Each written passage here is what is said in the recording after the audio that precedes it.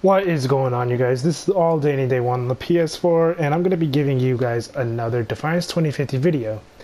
So, with this video, it is basically a power level exploit video, like an actual legitimate power level exploit. You're boosting yourself up with another character, yada yada yada. I'll explain it all throughout the video. So, as you can see, I am level 12, 45, 37 power, and if you're one of the people that do not like using exploits and whatnot, you do not have to use it. You're not forced to use it. If you just want to see the video just to see how it works, then you can go ahead and do that. If you feel like you are stuck and you're hitting a wall and you're using your keys, you're buying a bunch of keys and it's not giving you what you need to get, you can use this exploit just to get over that wall and then just continue playing however you like. Or you can just use it whatever, you know, it doesn't really matter. I don't really care. Once you get to the 4,000, you will start feeling that wall again. Just like back when you were in the 2000s, you kind of felt that wall. So you're gonna feel that wall in the early thousands every time. But yeah, you don't have to use this, but if you want to use it, use it. So first of all, the way it works is on your main character. So this is not my main character, I'm just going to use it as an example. On your main character, you're going to fill your whole inventory slot. As you can see, it says my inventory is 40 out of 40.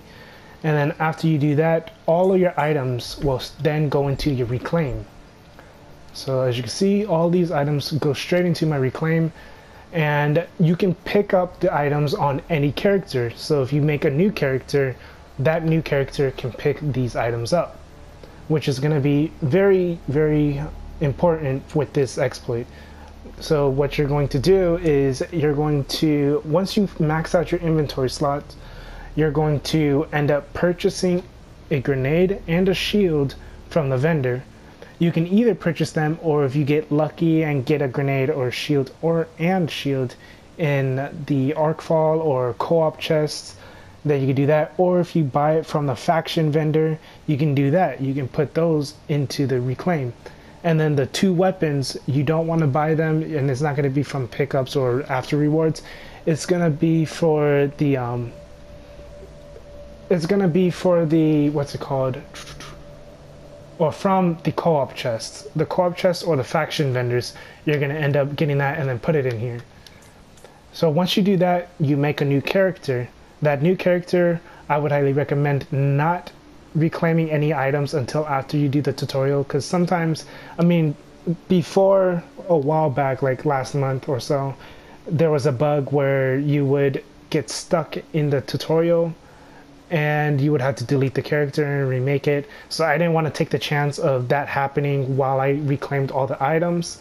Anyways, I've only been using this for the past 3 days anyway, so I don't know if it was like that before or whatever, but I would just highly recommend waiting until after you complete the tutorial. So after you complete the tutorial, you're gonna then go to your reclaims, and then you're gonna claim the 4 items, the 1 shield, the 1 grenade, and then the 2 highest leveled weapons. And then once you equip them, you're gonna notice that your power level increases severely. Now, the main thing you're going to be doing is you're going to be trying to get your Mount Tam pursuit completed. So as you can see, I'm not completed with it, but here's the reason. So after you got most of it done, the reason why I don't have the Mount Tam completion is because I didn't finish the Tranquil Surface Part 4 and Codependency. These 2 green weapons here, the LM43 Thunder and the Reaper LZ, those 2 green weapons are always going to be at or a little bit over your power level. So I know there's a bunch of different methods out there for this particular reclaim, the reclaim exploit or power level exploit, but this way that I'm doing it is the cheapest way, in my opinion, the cheapest way, because you're not spending any credits or I mean scrip. You're not spending any scrip, you're not spending any salvage or any keys or whatever on your main character. You're just spending the script, and you're spending that 1 key on your main character or on your alt character, because you're going to end up deleting this alt anyways. But what you're going to do is, with these 2 weapons, you don't want to get them until 1, your inventory is maxed out, and 2, the weapons you have on you are maxed out as well. So as you can see, these are only at plus 60, so 6 out of 10. I'm going to, what my goal is to get these to plus 10 out of 10. So that way I know I'm going to be increased in 100 of my power. And then once those are increased 10 out of 10, then I'll be trying to farm out and get a better shield and a better grenade, preferably something that'll probably be like 4500. So that way I know for sure that my power level is going to be at the max that it can possibly be. And then I will end up also spending that one key. You'll also get one key, one arc key, from completing the Into the Depths from the Mount Tam area. So the Mount Tam campaign or story mode version, you'll do that, and then once you get your power level up to the highest you can get to, then you'll just queue up for like story tier, open the box, and then or chest, and then you'll get the weapon. After you do all that, then go back and do codependency and then Tranquil Surface Part 4. After you complete those, you should end up getting the E-Rep, because the E-Rep would basically be the last objectives or the last pursuits to get the E-Rep. And the E-Rep, it'll be 200 power, about 150 power less than what your power level is. So I wouldn't upgrade or put any salvage into the E-Rep. You can put the E-Rep to your main character or keep it on your alt. For the next alt, I mean. So like I said, you want to make sure those 2 green weapons right here, those 2 green weapons do go into your reclaim. They're not going to be on the same alt, they're going to be going to the next alt you're going to be making. So another important thing is, after you complete the main story in Mount Tam, you're going to do half of Madeira. So the reason why is because when you do at least half of, I think like 4 or 5 of the main missions, the main story, which is this, I know if you complete Hell of a Day, this one gives you, so it's going to give you shields, and then the next main story after that one, it's going to give you grenades. It's not, the grenades and the shields that it gives you are only going to be 2500 or caps at 2500, but that allows you to purchase it from the vendors, because right now I can't purchase anything I can't purchase any shields or grenades from the vendors because I haven't completed Hell of a Day or the other main mission right after Hell of a Day. So after you complete those, you should have enough credits to purchase 2 of the or at least 1 shield and 1 grenade, which those will end up going into your reclaims as well. And then when it comes to salvage, because you're going to need to upgrade your weapons, you're going to be clearing out as many of these side missions as possible. You're going to end up getting the side mission that's going to give you Retaliator, and another one that's going to give you El Diablo. You can do those, but those are going to be less. Those are going to be at least 100 power less than what you are right now. So I normally don't worry about it. And then you can also do arc falls, like major and minor arc falls. You can farm story to your co-op, because you're going to have Liberate the Lost, and Liberate the Lost is going to be extremely easy. You can get that done in like 5 to 10 minutes. And then you also have sieges, which also rewards you with a good amount of salvage as well. And just in case, I'm trying to figure out if I missed anything. I don't think I did. So another thing is, all the items you do eventually pick up, or not from pickups, but are rewarded from sieges and arc falls and whatnot, when those go into your reclaim and they're lower than your power level on your alt, if you know that your next alt character is going to be a higher power level than those weapons, for example, these weapons right here, I have right here, the Retaliator, the XR37, the boss, all of these weapons here are they're already less than what my alternate character's power level is. I can send these over to my main character because these are higher than what my main character is at right now. And that would generally boost my main character up by a lot.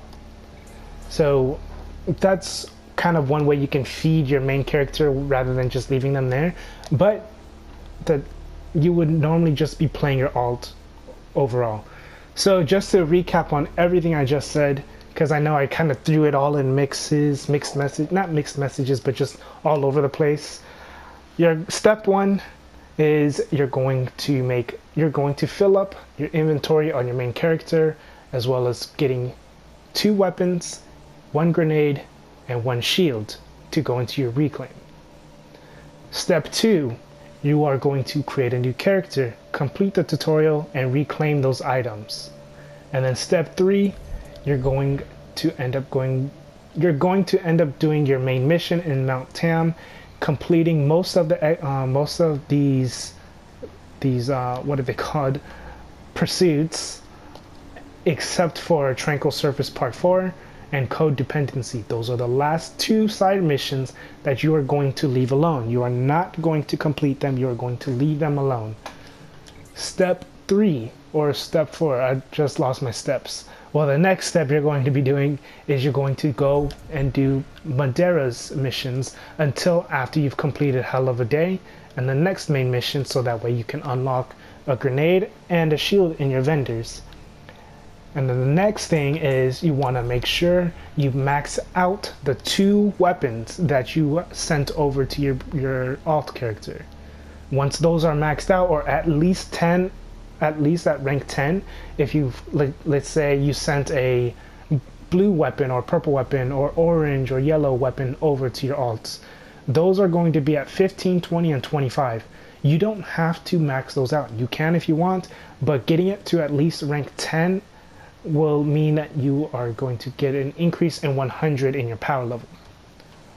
And then the next thing is, after you did all that, you're going and you have the grenade and you have a shield, a higher grenade and higher shield equipped.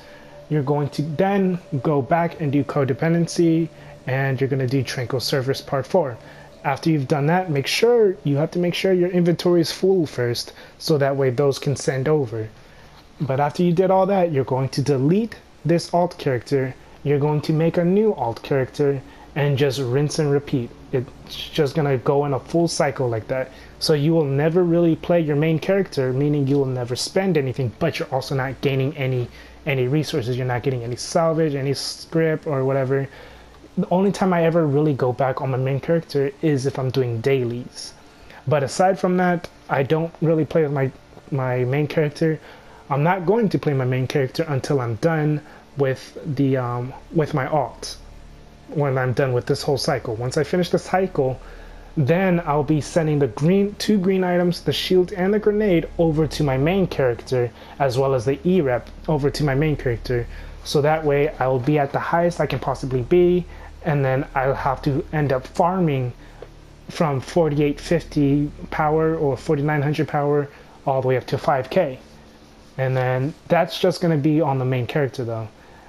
You can stop the cycle whenever you want. You can send the 2 green weapons over to your main character, as well as the E-rep.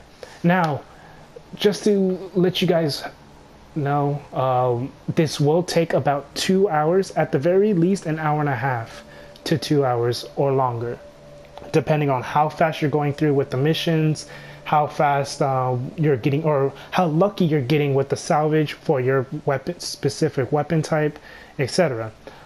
It would also be a good idea to be in a clan that will allow you to teleport to them whenever there's a siege or an arc fall, or help you out with the co-op or missions, etc. So that way this process can go a lot faster, a lot more smooth.